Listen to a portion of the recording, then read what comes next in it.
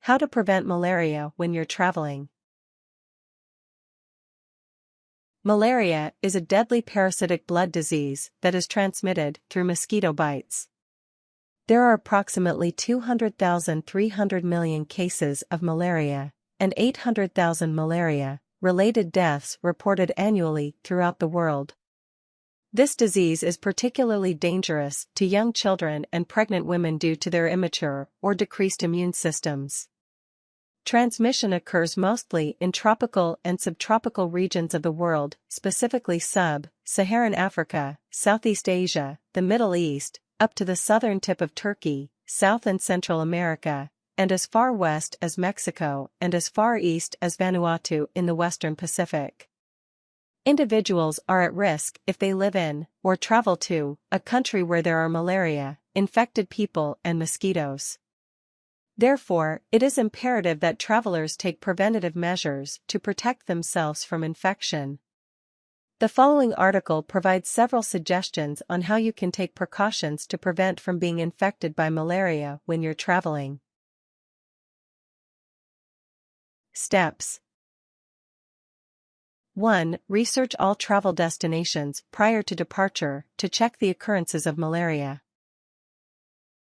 Malaria can occur even in places not known for it, depending on unusual seasonal changes, influxes of people from other areas, or for other unforeseen reasons, so it is important to check the most up-to-date information for the destinations you're headed to.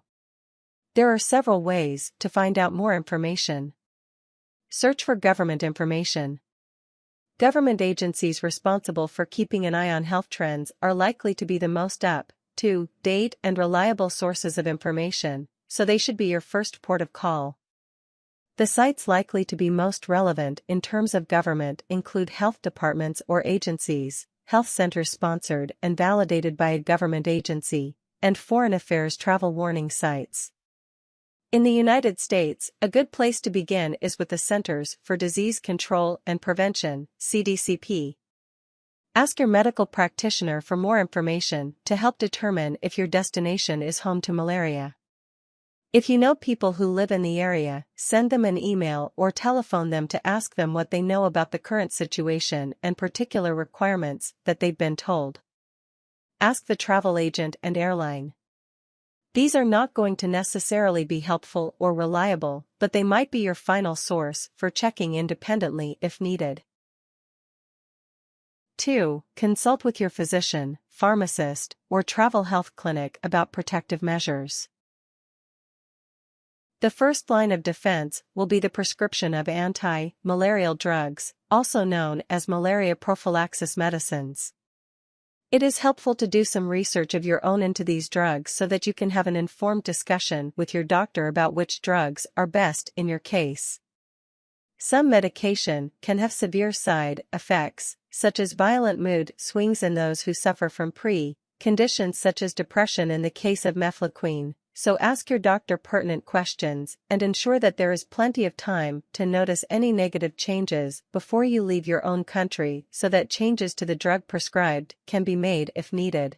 At least 3 weeks of weekly tablets of mefloquine at home before leaving is beneficial. In addition, resistance to some anti-malarial medication is becoming increasingly evident, as in the case of chloroquine, so you may have less choice in the type of medication you take in areas with high resistance levels. Talk to your health practitioner about the options and be sure to specify the exact destination, as even where you're going can impact the type of anti-malarial drugs you'll be given. You will usually have to commence medication for a week or more prior to departure, so be sure to see your doctor early on in your travel plans. Follow the recommended dosage and schedule to ensure effectiveness of the drug. Typically, you may expect to take the proper dosage 1-2 weeks before departure, throughout the duration of the trip, and for 4 weeks after leaving the infected locale. Children can take anti-malarial drugs, but the dosages will be a lot less than those for the adult. Chloroquine and proguanil tend to be prescribed for children, while doxycycline is unsuitable for children under 12. Follow the doctor's advice and be sure to raise any concerns you have at the time of your visit. Understand that anti-malarial drugs are not 100% effective, and travelers still run the risk of possible malaria transmission if additional preventive measures are not taken. 3. Don't go. There are some people who should really think twice about going into an area infested with malaria. These are pregnant women, infants, young children. Ask your doctor about what age he or she considers safe, and anyone who is immunocompromised, including those who have had their spleen removed. For pregnant women, chloroquine-resistant P. falciparum, see below, can cause abortion, premature birth, stillbirth, and maternal death, so pregnant women should not travel to areas where this genus of mosquito is prevalent. Who advises against taking infants and young children into malarious areas, especially where there is P. falciparum? In some cases, it may be possible to travel to an urban part of a malarial country where the mosquito population is under control and to require vulnerable people to remain there while the rest of the party travels into malarious areas. This at least gives the option of traveling part of the way and seeing the sights of at least part of the country. 4. Be informed. Many malaria deaths are considered to have been preventable if only travelers were more aware.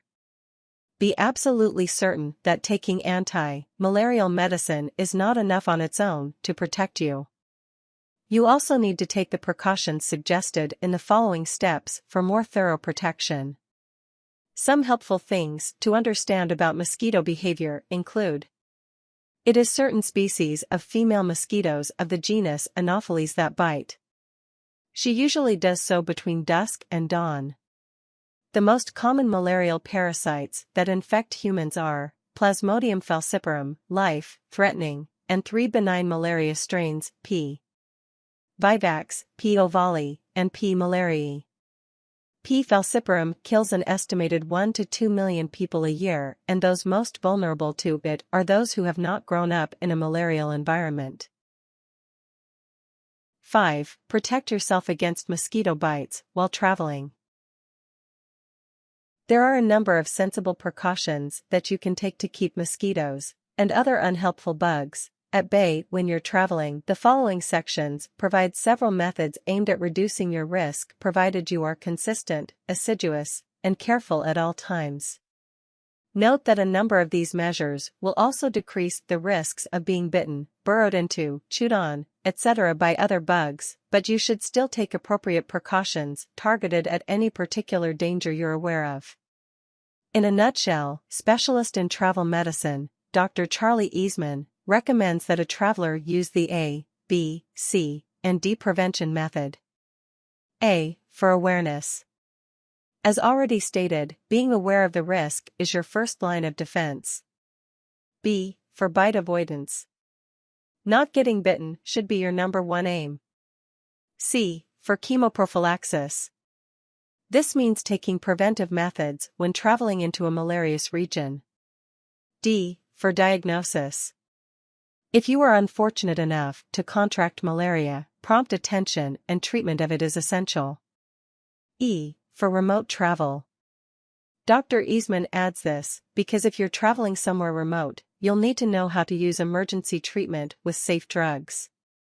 Talk to your doctor. At this level you should at least be proficient with first aid and have a basic understanding of responding to symptoms, etc. 6. Use personal insect repellent protection. There are different types of repellent available on the market, and some ingredients are stronger than others and may not be available in all countries. Generally, products containing pyrethrum or synthetic pyrethroids are considered safe for personal use.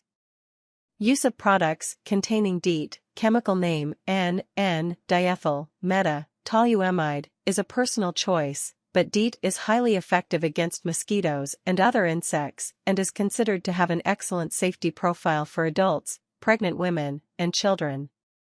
Products containing DEET currently are available to the public in a variety of liquids, lotions, sprays, and impregnated materials, for example, wristbands. DEET products should not apply to babies under 2 months of age, and for children, the percentage of DEET should be within the range of 10 to 30%. When using DEET, follow the manufacturer's instructions accurately, do not apply to open wounds or cuts, do not apply under clothing, and wash the DEET off when you are back indoors. Apply insect repellent only to exposed skin, not under clothing, which is already serving as a barrier. Confirm the effectiveness of your repellent by checking the CDCP website and follow all label instructions for proper application. Non-DEET alternatives for those who dislike DEET include Jungle Formula, Repel, Mosi, Guard, etc. Watch for signs of an adverse reaction to any personal insect repellent that has not been used before. Symptoms can include rashes, swelling, redness, etc. Stop using it immediately, wash it off, and contact your local poison center for assistance. 7. Prepare your sleeping quarters well. Bear in mind that mosquitoes aren't fussed about whether you're indoors or out, so you'll need to take precautions inside places that have not been protected adequately by screens and other barriers against entry. Sleeping measures include: sleep indoors. Insect-proof all sleeping quarters or sleep under a mosquito net. Sleep off the ground. Sleeping outdoors in a malarious region is very dangerous as you are exposed to the mosquitoes. If you need to sleep outdoors, sleep under a properly installed, repellent-treated bed net. Windows and any other entry points from outside should have gauze over them. The sleeping rooms should be sprayed with an insecticide in the evening to get rid of any mosquitoes that have dropped by during the day. Vaporizing synthetic pyrethroids, bioelectrin 4.2% W, over an electrical heating device or over a spirit burner can help to clear the room of bugs, as can burning mosquito coils. The sleeping net, screens, and curtains can be made more protective by soaking it in permethrin, 0.2 g per m2 of material every 6 months. These substances are harmless to humans. During the daytime, the sleeping net should be rolled up to prevent entry of mosquitoes or other insects. 8. Wear protective clothing. Both at day and during the night, wear clothing that makes it difficult for mosquitoes to penetrate your skin. The following methods can help. Wear long-sleeved shirts, pants, and covered shoes. Wear thick socks and tuck pants into them to prevent an entry point for mosquitoes. Light-colored clothing is less appealing to mosquitoes. Consider pre-treating clothing, socks, hats, bandanas, and shoes with pyrethrum or permethrin according to the instructions accompanying the product. Ask about other suitable products as well. Follow the label instructions when applying insecticide and allow adequate time for the items to dry before being used. Also treat camping gear, bed nets, and blankets used for camping, expeditions, etc. 9. Stay in at night. Female mosquitoes are out and about between dusk and dawn, feeding at night. Reduce the chances of meeting them by remaining indoors during these peak biting hours. 10. Take additional precautions for remote locations. If you're planning on heading for a remote malarious area, an additional precaution is to include the use of quinine in case you get a fever. Some anti-malarial drugs can also be taken as stand-by treatments. Talk to the expedition doctor for precise details. 11. Continue to take anti-malarial medication upon your return home, as advised by the manufacturer's directions or your health practitioner's advice. The dosage will have already been determined for you, but if you experience delays in your travel plans, etc., see your doctor as soon as you return for updated advice. Except for malaria-prone, all anti-malarial drugs need to be continued for 4 weeks after returning home.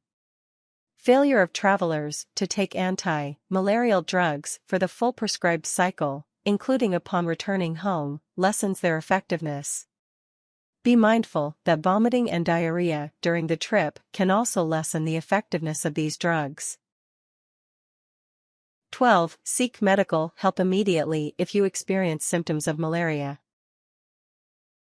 Prompt treatment can save your life or reduce the severity of the disease. Symptoms include cycles of chills, fever, and sweating every 1-3 days. Nausea, vomiting, and diarrhea may also be present during feverish periods. If a child contracts a fever after being in a malarious area, do not hesitate, go straight to the doctor as children succumb to malaria extremely quickly. Malaria is a tricky disease.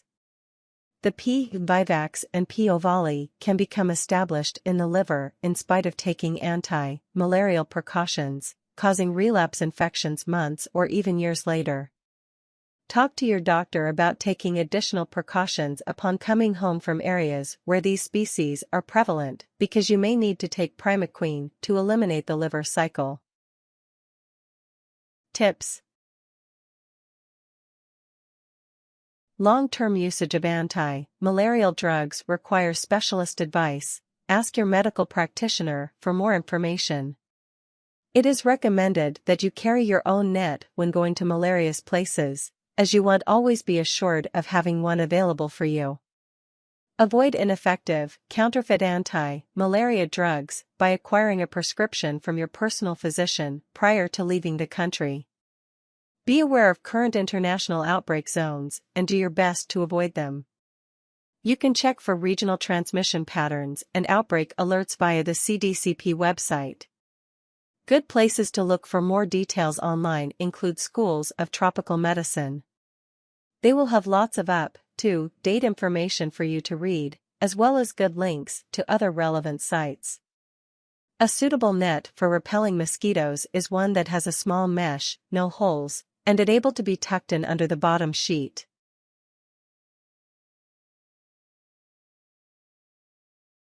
Warnings. Malaria parasites can be transmitted through the use of needles or syringes contaminated with the blood of an infected person, or through the transfusion of blood from an infected person. If you believe you have contracted malaria, seek treatment immediately even if you believe all active symptoms have passed.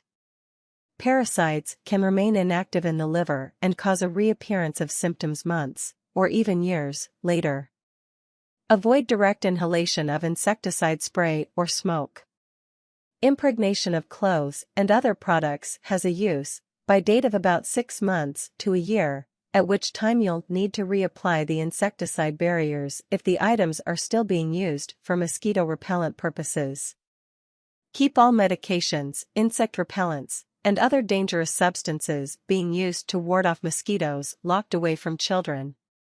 Childproof containers are ideal when traveling. Bear in mind that a chloroquine overdose can kill a child. Those who have a history of depression or other psychiatric disorders or who suffer from seizures, epilepsy, are advised to avoid mefloquine as an anti-malarial drug. In addition, it may affect young women most. Choice of anti-malarial drug by region is as follows: Middle East, West Asia, Indian subcontinent, parts of South America, not the Amazon region of Brazil, China, Proguanil, Paliodrin, plus chloroquine, nivaquine or Avlaclor. Mexico, Central America, Haiti, Dominican Republic, parts of South America, not the Amazon region of Brazil, chloroquine. Africa, Amazon region of Brazil, South, East Asia, not Thai, Cambodian border region mefloquine, larium, doxycycline, vibromycin, or atovaquone, proguanil, malarone. West Pacific, New Guinea, mefloquine or doxycycline. Thai, Cambodian border region, doxycycline or malarone. Turkey, Egypt, Mauritius, rural, seasonal, chloroquine or proguanil. Things. Mosquito bed net. Insect repellents. Suitable clothing, light-colored, impregnated with repellent where practical. Thick socks and covered shoes. Anti-malarial drugs.